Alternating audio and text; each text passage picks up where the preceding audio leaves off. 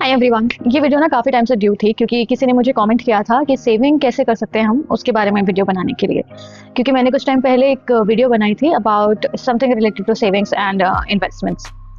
पर इस वीडियो को स्टार्ट करने से पहले ना एक चीज़ जो मैं सभी लड़कियों से कहना चाहूँगी स्पेसिफिकली, क्योंकि मुझे लगता है कि मेरी ज़्यादातर ऑडियंस आर गर्ल्स, श्योर कि at any stage of your life, कभी भी जब भी मतलब आपका कॉलेज खत्म हो जाता है, you are always working, you are always earning. मैं ये नहीं कह रही हूँ कि आपको ऑफिस में जाके ही जॉब करनी है, पर आपके पास हमेशा रिसोर्सेज होने चाहिए, अपना खुद का पैसा होना चाहिए, नॉट टू मच। मैं ये भी नहीं कह रही हूँ कि आप लाखों में कमा लो, पर एक बेसिक जो अर्निंग आपकी होनी चाहिए वो ज़रूरी है। क्यों? क्योंकि कल को अगर आपको किसी भी तरीके की सिचुएशन में खुद के लिए स्टैंड लेना पड़े जहाँ पे आप किसी से हेल्प एक्सपेक्ट नहीं कर सकते, देयर कैन बी सिनारियोज जहाँ पे कभी कभी ना आपके खुद की फैमिली भी आपके अगेंस्ट हो जाती है। मैं ये नहीं कहूँगी कि हर किसी की फैमिली ऐसी करेगी, लेकिन हो जाती है। And when you are dependent financially on your family और ऑन योर हस्बैंड और स्पाउस जो भी है, जब आप किसी पे फाइनेंशियली डिपेंड करते हो ना, तो आपकी खुद की कोई वॉइस रह नहीं जाती है। तो इसलिए ज़रूरी है कि आपके पास हमेशा एक इनकम सोर्स हो जो कि आपको एक स्टैंड देता है कि कल को अगर आपको अपने लिए स्टैंड लेना पड़े, अकेले रहना पड़े, तो आप रह सको। वो घर में कुछ करना पड़े, छोटा मोटा बिजनेस, दुकान, जो करना चाहो आप करो, लेकिन make sure that you are earning for yourself. ना आपके बच्चे, ना आपके हस्बैंड, ना आपकी फैमिली, भाई, कोई भी आपके फाइनेंसेस के लिए रिस्पॉन्सिबल नहीं होना चाहिए। फर्स्ट थिंग, जो भी आप कमा रहे हो उसका 20%, मिनिमम 20% आप सिंपली बैंक में साइड में रख दें। या तो आपके पास ऑलरेडी एक और अकाउंट होना चाहिए, और अगर एक और अकाउंट नहीं है तो RD, FD, SIP जो करना चाहे करें, लेकिन 20% अलग कर दें। अब हो सकता है कि जितना आप कमा रहे हो उतना ही आपका खर्चा हो, लेकिन खर्चा जो होता है ना वो आपके हिसाब से होना चाहिए। मतलब हम लोग ना खर्चे के उसमें आप ये भी इंक्लूड कर देते हैं कि हर महीने आपको मूवी जाना है या हर महीने आपको शॉपिंग करनी है, जो कि एक्चुअली आपकी नेसेसिटीज़ नहीं है। तो जो आपका नेसेसिटीज़ है ना, कि आपको रेंट देना है, आपको खाने पीने की जो चीज़ें हैं, आपका जिम मेंबरशिप हो सकता है, आपके फ्रूट्स और वेजिटेबल्स, ये वाले जो काम होते हैं ये सब हो सकते हैं, दूध वगैरह का बिल हो गया, काम वाली का बिल हो गया, ये सारी चीज़ें नेसेसिटीज़ के अंदर आती है। जब आप नेसेसिटीज़ को एक तरफ कर दो ना, तो जो भी आपका बचता है वो आप दो तरीके से डिवाइड करोगे। एक होगा आपका सेविंग्स, जो आपका बिल्कुल 20%, 10% जो भी आपका बच रहा है, आप खुद अपने हिसाब से एक अमाउंट डिसाइड कर लो कि वो आपका बिल्कुल सेविंग, आपको हाथ नहीं लगाना है, तो वो साइड में कर दो, ठीक है। और उसके अलावा आप 10%, 5%, 10% अपनी लग्जरी पे रख सकते हो, विच इज़ योर शॉपिंग और मूवी और बाहर खाना है, जो भी है। जब तक आप उस लेवल पे नहीं आ जाते हो ना, जहाँ पे आप एक्चुअली इतना अफोर्ड कर सको कि आप 50,000, 1 लाख में अपनी लग्जरी पे खर्च कर सकते हो, तब तक आप you should always stay below your means. और उसमें कुछ भी अशेम्ड होने वाली बात नहीं है। आजकल ये कहीं ना कहीं लाइफस्टाइल ना इन्फ्लुएंसर्स को देख के बन गया है कि people should go out, aesthetic cafes and coffees and Starbucks and everything. Trust me, I'm 34 years old, I'm earning pretty good, but still मैं नहीं जाती हूँ ऐसे कैफेज में। ये हर चीज़ तो जंक फूड होती है या बहुत शुगर होता है, तो आपकी हेल्थ के लिए ठीक नहीं है। भी बाहर निकल के गर्मी में इतनी रूट ट्रैवल वगैरह करके मैं 4 पिक्चर्स खिंचवाने नहीं जाने वाली हूँ, और उसके ऊपर से मैं बिल दूँ। No, unless I am meeting someone, I am going out for something else, और मुझे स्पेसिफिकली कुछ खाने का मन है, कुछ क्रेविंग है, मैं नहीं जाती हूँ। एंड कोई क्या सोच रहा है आपके बारे में, उससे फर्क नहीं पड़ता। If people are judging you for your lifestyle, for your कपड़े, फॉर योर एस्थेटिक कैफे में ना जाने वाली आदतें, तो वो लोग आपके लिए सही नहीं है। एज सिंपल एज दैट, ठीक है। तो ये आपकी जो भी लग्जरी है ना, शॉपिंग वगैरह, वो आपका 10% आप रख सकते हो, लेकिन मेक श्योर कि आप एक certain amount, if it is 20%, well and good. नहीं हो रहा है तो जो भी आपका आप डिसाइड कर सकते हो एक अमाउंट, वो आप साइड में करके रखो। Now with this amount, first you have to build a emergency fund. Emergency fund वो होगा जो आप जो है कभी भी यूटिलाइज कर सको, जिसे, ठीक है। तो अगर आपके पास अभी इमरजेंसी फंड नहीं है, आपको लगता है कि अगर आप अकाउंट में रखोगे तो एकदम से आप जो है उसको यूटिलाइज कर सकते हो, कभी भी उसमें से निकाल सकते हो, तो RD वगैरह करवा लो। और अगर RD वगैरह नहीं तो किसी लिक्विड फंड में डाल दो। लिक्विड फंड वो होते हैं जो आपके तुरंत बेचे जा सकते हैं, उन पर ज़्यादा वॉलेटाइल नहीं होते हैं, यानी कि बहुत ज़्यादा ऊपर नीचे नहीं होता। शेयर मार्केट में आप डालोगे ऑब्वियसली, और liquid fund is also a part of share market. तो जब भी मार्केट ऊपर नीचे होती है ना, तो आपके फंड के ऊपर जितना भी रिटर्न आ रहा है वो भी ऊपर नीचे होता है, ठीक है। तो लेकिन अगर आपको बहुत ज़्यादा वॉलेटाइल नहीं चाहिए, कि आपको उतने में नहीं पड़ना है और आपको इमरजेंसी फंड भी बनाना है, तो आप एक लिक्विड फंड में डाल दो। जो आपका लीस्ट रिस्क वाले होते हैं ना, निफ्टी 50 टाइप्स, उसमें डाल दो। अगर आपको ज़्यादा म्यूचुअल फंड के बारे में इन्फॉर्मेशन चाहिए, लेट मी नो, पिंग में कह रही हूँ, कमेंट कर दीजिएगा और मैं उस पर वीडियो बना दूंगी। तो आप लिक्विड फंड में डाल दो और इमरजेंसी फंड उससे क्रिएट हो जाएगा। लेकिन मैं आपको यही सजेस्ट करूंगी कि आपके पास ना उतना सेल्फ कंट्रोल होना चाहिए, दिमाग पे उतना सेल्फ कंट्रोल होना चाहिए, आपकी आदतों में उतना सेल्फ कंट्रोल होना चाहिए कि आप अपना पैसा अपने बैंक में भी रखोगे ना, तो भी it is sorted, you won't be touching that. मैं कैसे करती हूँ पर्सनली कि मेरे पास 2 अकाउंट्स हैं। तो एक में जैसे मेरी सैलरी आती है उसमें मैं अपना सारा खर्चा उसमें से करती हूँ, और जैसे मेरी सैलरी आती है मेरी सारी SIPs कट जाती हैं, मेरी अगर कोई EMI है वो कट जाती है, मेरे NPS में पैसे जाते हैं, वो सब कुछ कट के जो बचता है उसमें से भी एक पोर्शन में अपने इमरजेंसी फंड के लिए अलग रखती हूँ दूसरे अकाउंट में, और उस दूसरे अकाउंट में से मैं चीज़ें हाथ नहीं लगाती, मतलब बिल्कुल भी उसमें से फंड्स में से जब तक मुझे ज़रूरत नहीं होती तब तक मैं नहीं लगाती हूँ।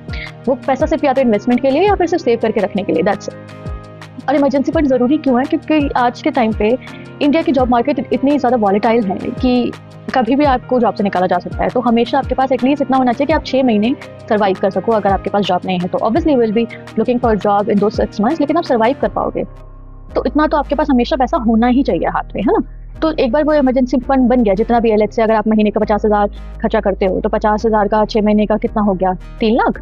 3 लाख हो गया, तो 3 लाख आपके पास एक साइड में होना चाहिए। तो इमरजेंसी फंड बनाओ, अपना जो भी सेविंग्स है वो एकदम एक तरफ साइड में कर दो।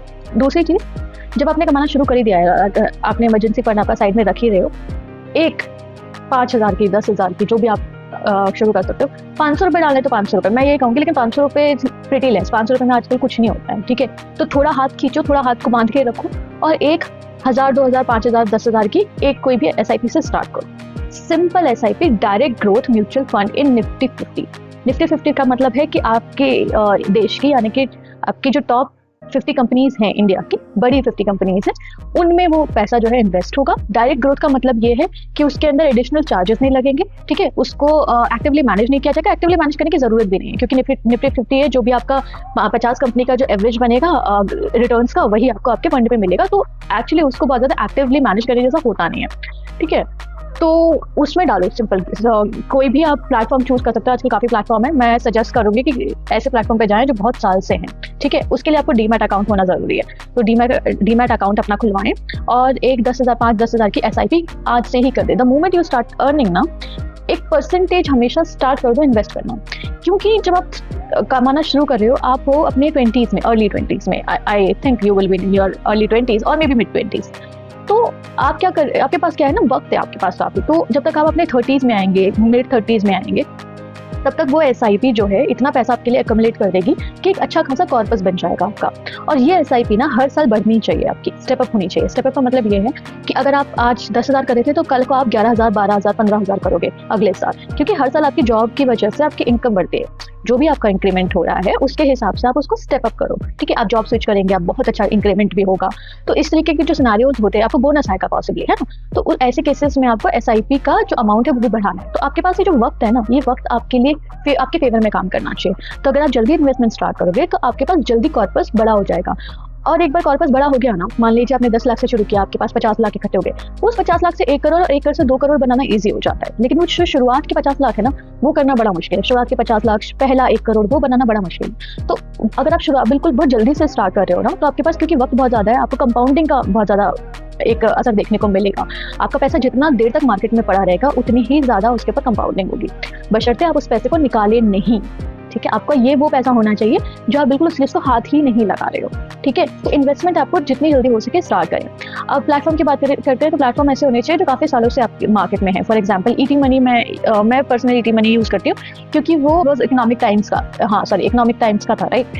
तो इसलिए भरोसा है, वो न्यूज़पेपर बहुत सालों से चल रहा है, पता नहीं, मुझे याद भी नहीं, मुझे पहले से वो इकोनॉमिक टाइम्स आता ही था। तो इकोनॉमिक टाइम्स का ET मनी है, इसलिए मैंने उसके ऊपर भरोसा किया हुआ है और मैं उसको यूज़ करती हूँ अपनी SIPs के लिए, एंड it works fine, ठीक। Don't put your money in stocks, don't try to do trading because you are not aware of it। अगर आप नए हो, आपने अभी इन्वेस्टमेंट स्टार्ट की है, start with SIP for really long time, you will be okay। You don't have to go and pick the stocks on your own, क्योंकि लोग कह रहे हैं या लोग आप fear of missing out में आ रहे हो कि लोगों ने इतना पैसा बना लिया and everything। Don't do that, you are not aware of it, अपना पैसा डुबा लोगे और कुछ नहीं होगा, ठीक है। तो जब तक आपके पास एक बहुत बड़ी अच्छी इनकम नहीं हो जाती, जहाँ पे आप 10, 20, 50 हज़ार रुपये अगर लूज भी कर दो तो आपको इतना बड़ा सदमा नहीं आएगा, तब तक आप इन सब चीज़ों में तो बिल्कुल पढ़ो मत, ठीक है। ये सारी यूट्यूब वीडियोस और इन्फ्लुएंसर, इंस्टाग्राम, इन सब चीज़ों के चक्कर में पड़ने की ज़रूरत नहीं है। It's a hard earn money, don't go into trading. Trading में से कमाने वाले लोग 1% होते हैं और गंवाने वाले 99%। और वो जो 1% जो कमाने वाले भी है ना, उन लोगों ने भी बहुत साल अपने पैसा गंवाया है कई तरीके से, उसके बाद सीखा है और उसके बाद आज कमा पा रहे हैं, ठीक है।